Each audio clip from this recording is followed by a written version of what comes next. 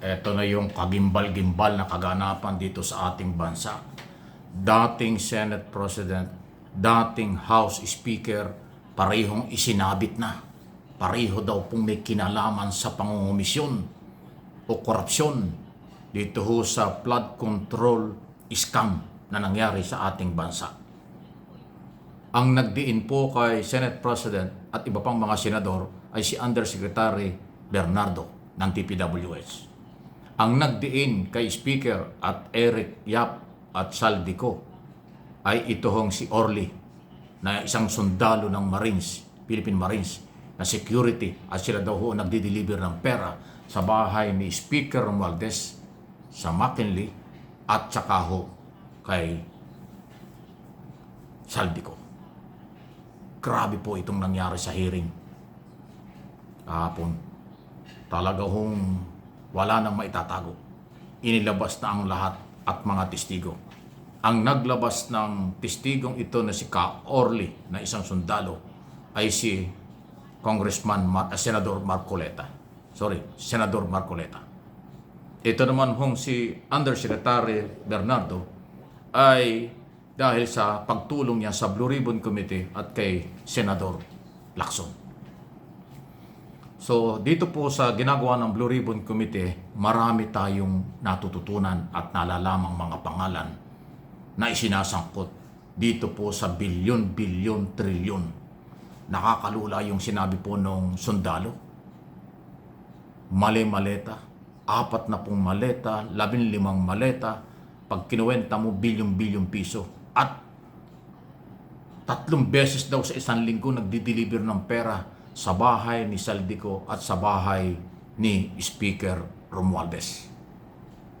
Ibig sabihin, pag dineliver ng mga kontraktor at district engineer ang pera sa bahay ni Congressman Saldico sa Makat, sa Daport at saka dyan ho sa Valle Verde, sa Pasig or Quezon City. Kasi malawak po yun. Ililipat naman yung ibang mga mali-maleta ng pera sa bahay daw po ni Speaker Martin Romualdez. Nako, siguro ito na nga yung sinasabi ng Pangulong Marcos Jr. na mahiya naman kayo. Di ba nung SONA, State of the Nation Address ng Pangulo noong July 28, nagtatalumpati ang Pangulo, ang nasa likod niya ay si Speaker at saka si Escudero. Malamang alam na ng Pangulo yon at mga congressman at senador ang kontraktor na nasa harap niya na nagpalakpakan pa. Yung pala naman ay sila ang pinaparinggan ng Pangulo. Kaya pala ang sinabi ng Pangulo, walang kamag-anak, walang kaibigan, kahit kapartido, pag sumabit, pasensyahan tayo. Yung palang kanyang pinsan. Kung totoo ang sinasabi ni Ka Orly na isang sundalo na nagdi-deliver ng pera, ay napakalaking problema ang kakaharapin nila ngayon. Ang masakit dito, mga kaibigan, Philippine Congress under 1987 Constitution, lower and upper chamber yan, mababa at mataas na kapulungan. At ang kanilang pong ranking ay napakatindi. Number 3 at number 4 sa pinakamataas na opisyal ng ating pamahalaan. Ang number 1, Office of the President, number 2, Office of the Vice President. Itong number 3 at number 4 po ang isinasangkot. Senate President Escudero, number 3 sa pinakamataas na opisyal. Number 3 ang Speaker of the House, Romualdez. Sila yung sinasabi nitong mga testigo sa humarap sa Blue Ribbon Committee. Kaya talagang mas okay talaga dito sa Blue Ribbon Committee under Lacson, lumalabas na ho ngayon ang katotohanan.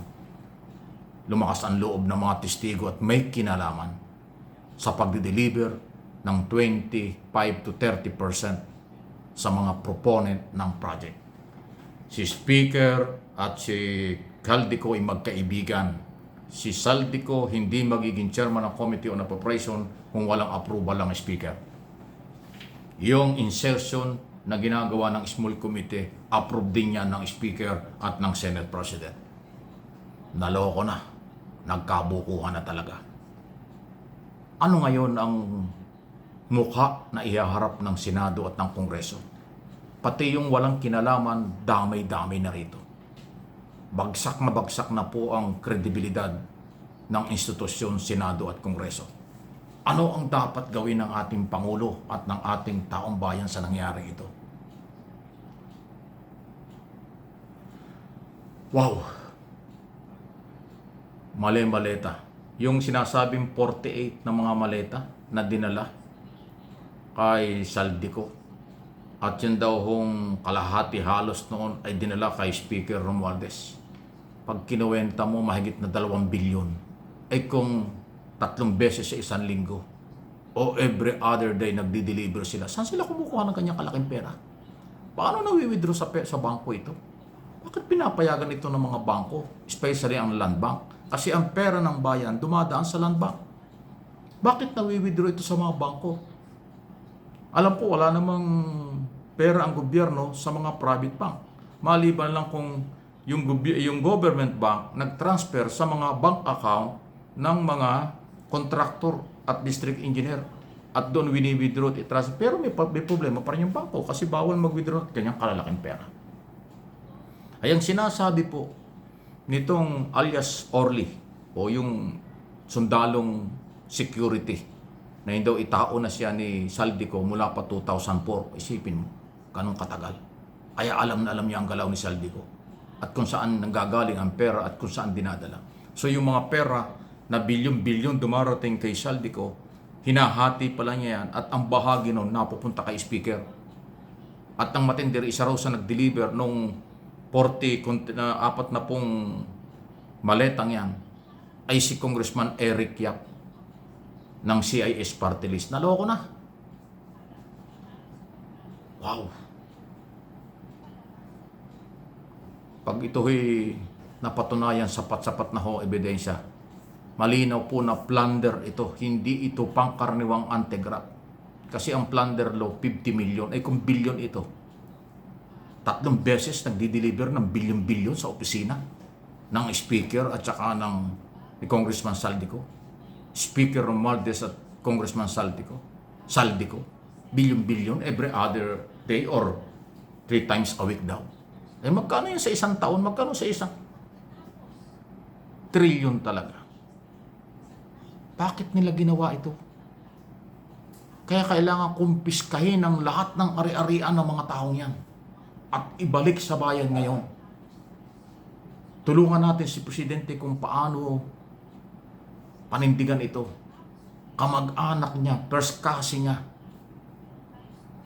itong inaakusahan, Speaker of the House ng 3 taong mahigit. Mula 2022, naging Speaker hanggang 2025, kaalis lang noong nakaraang buwan. Ganyan pong katindi ang akusasyon sa kanila.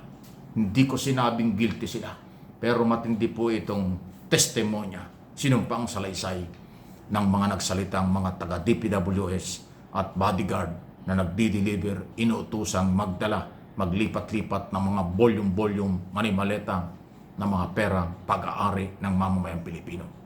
Naku, taong bayan, kapit, marami hong nangyayari. Hindi ho na biro itong nangyayaring ito. Sobrang garapala na.